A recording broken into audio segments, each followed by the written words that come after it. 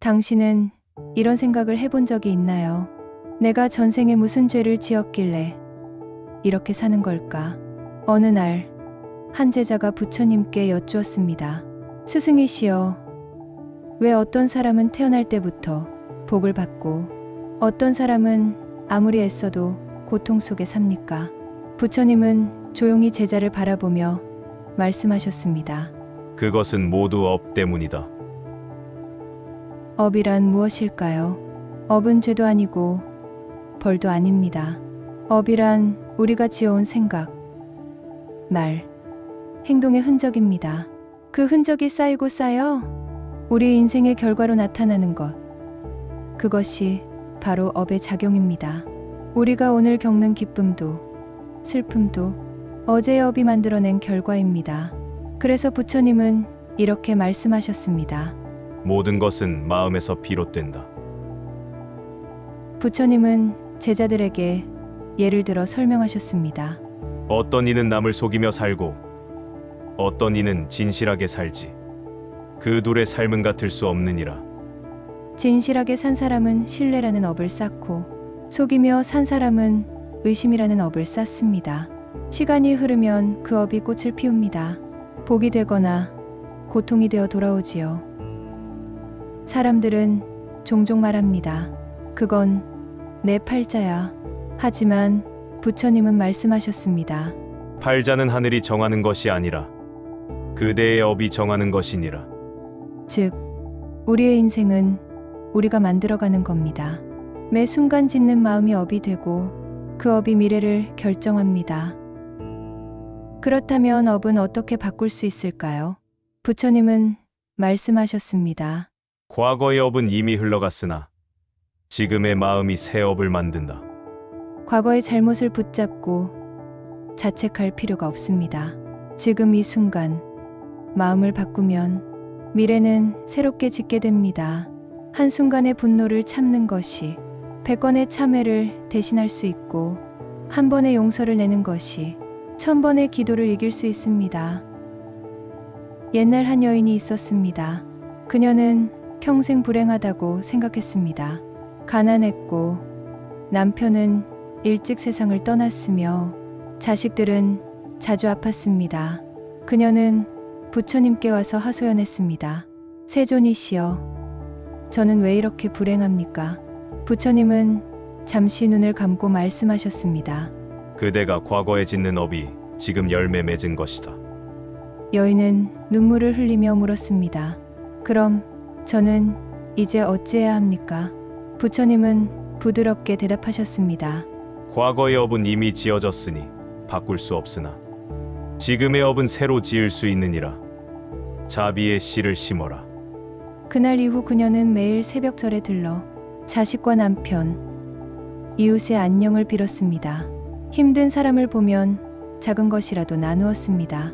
세월이 흐르자 그녀의 집안에 웃음이 늘어나고 병도 잦아들었으며 이웃들은 그녀를 복 많은 어머니라 불렀습니다.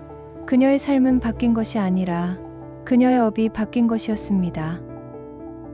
업은 단 한순간에 지워지지 않습니다.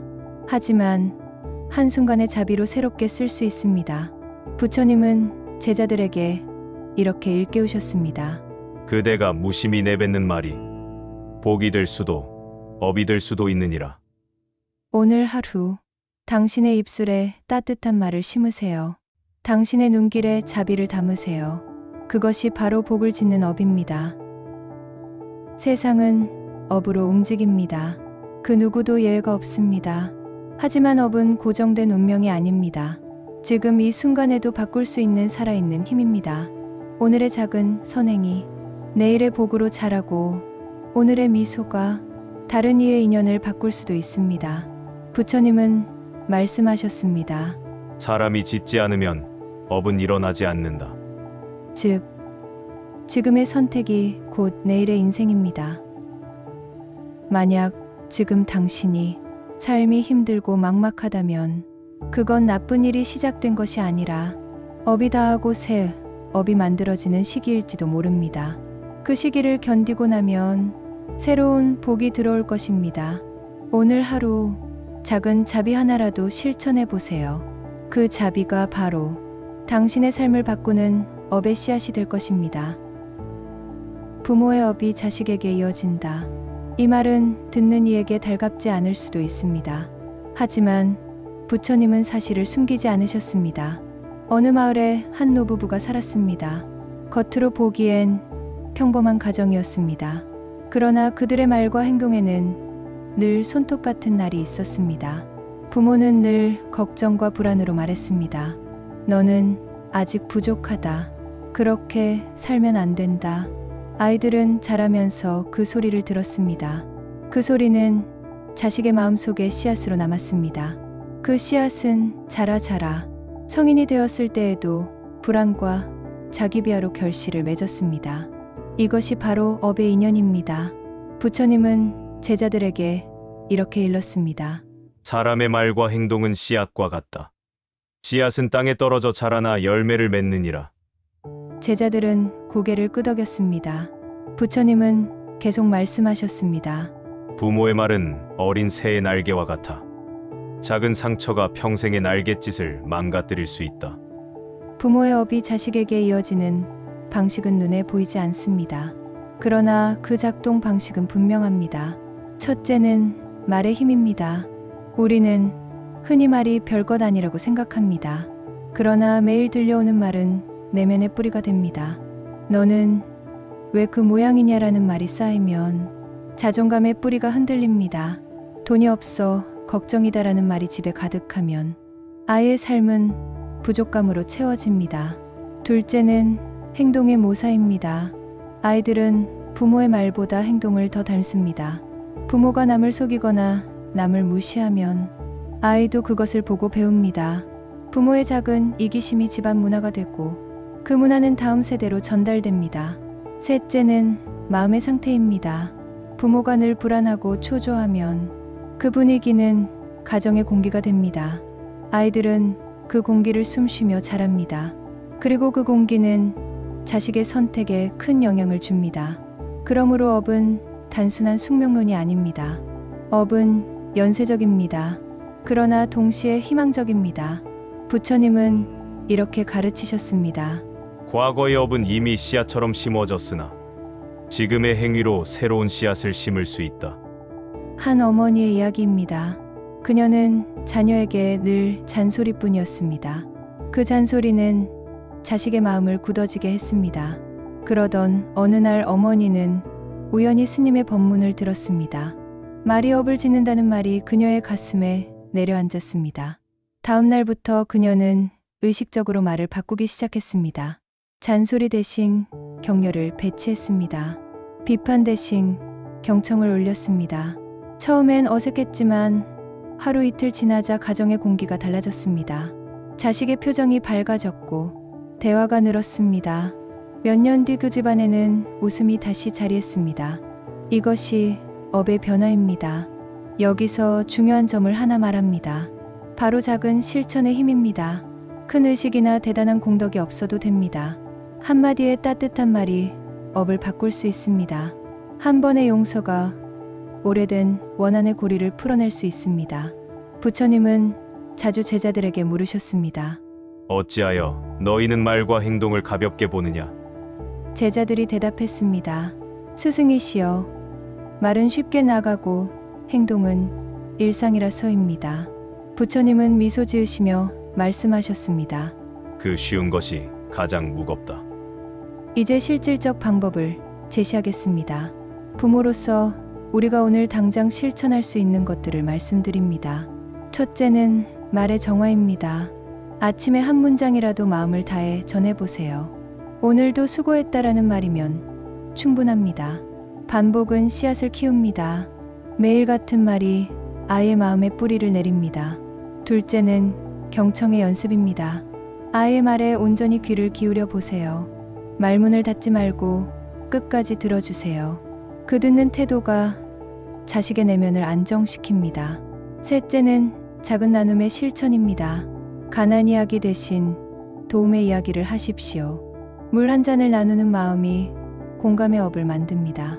넷째는 일상의 기도와 의뢰입니다.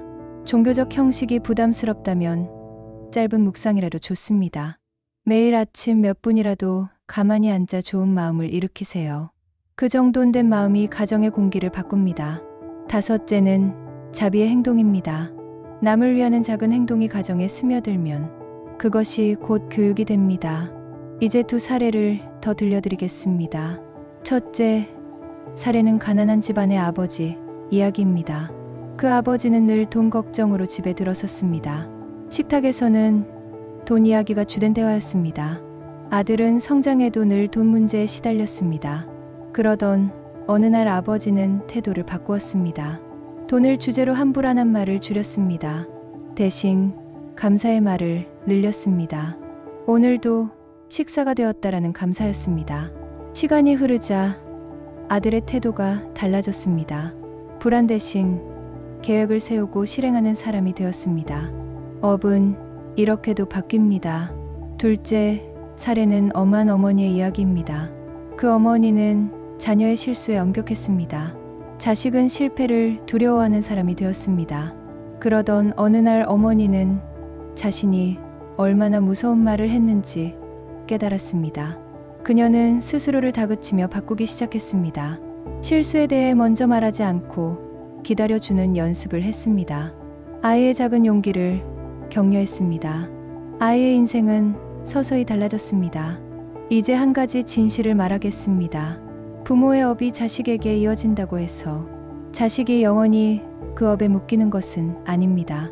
자식도 스스로의 선택으로 업을 바꿀 수 있습니다. 그러나 부모가 먼저 마음을 바꾸면 그 길이 훨씬 수월해집니다. 혹시 아직도 팔자 탓으로 모든 것을 돌리고 계신가요? 내 팔자다라는 말이 습관이 되신 분이 계시다면 한번 멈춰 보십시오. 팔자는 고정된 명제가 아니라 지금의 업이 쌓인 결과입니다. 바꿀 수 있습니다. 부처님은 제자들에게 이렇게 비유하셨습니다. 강가에 떠 있는 두 배가 있다. 한 배의 노인은 늘 물을 탓하고 다른 배의 노인은 노를 저 강을 건넌다. 두 배의 운명은 같지 않느니라. 노를 젓는 이는 길을 만든다. 이제 실천을 권합니다. 오늘부터 일주일 동안 매일 한 가지를 바꿔보십시오. 부드러운 말을 한 번 더 건네보세요. 아이의 얘기를 끝까지 들어보세요. 작은 나눔을 실천해보세요. 이러한 작은 변화가 쌓이면 업은 바뀝니다. 그리고 중요한 한 가지를 잊지 마십시오. 자비는 스스로를 향하는 것도 포함됩니다. 과거의 실수에 대해 자신을 꾸짖지 마십시오. 자비로 자신을 안아주면 그 안아줌이 자식에게 전달됩니다. 지금 이 글을 듣는 분 가운데에 자식 때문에 속을 끓이는 분들이 있을 것입니다. 그분들께 오늘 드리는 메시지는 간단합니다. 당신의 말이 당신의 자식을 만든다. 그러니 말을 바꾸라. 이제 마지막으로 몇 가지 실천 템플릿을 드리겠습니다. 아침 인사 템플릿입니다. 오늘도 수고했어. 하루를 잘 시작하자. 저녁 감사 템플릿입니다. 오늘 함께여서 고맙다. 말하기 연습 템플릿입니다. 상대의 말을 받아주고 그러고 나서 자신의 생각을 말하세요. 부모와 자식의 업은 때로는 오랜 시간 동안 굳어져 있습니다. 그렇지만 사람이 마음을 내는 순간 변화는 시작됩니다. 부처님은 제자들에게 마지막으로 당부하셨습니다. 행하라. 말보다 행동이 우선이다. 이제 다시 한번 정리합니다. 부모의 업은 자식에게 이어질 수 있다. 그러나 그 업은 바꿀 수 있다. 작은 말과 행동이 길을 만든다. 당신이 부모로서 가장 먼저 바꾸고 싶은 말 한마디는 무엇입니까? 그 한마디를 댓글에 적어주세요.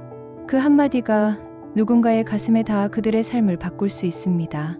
부처님의 빛이 여러분의 가정에도 닿기를 바랍니다. 나무 아미타불. 구독과 좋아요는 힘이 됩니다.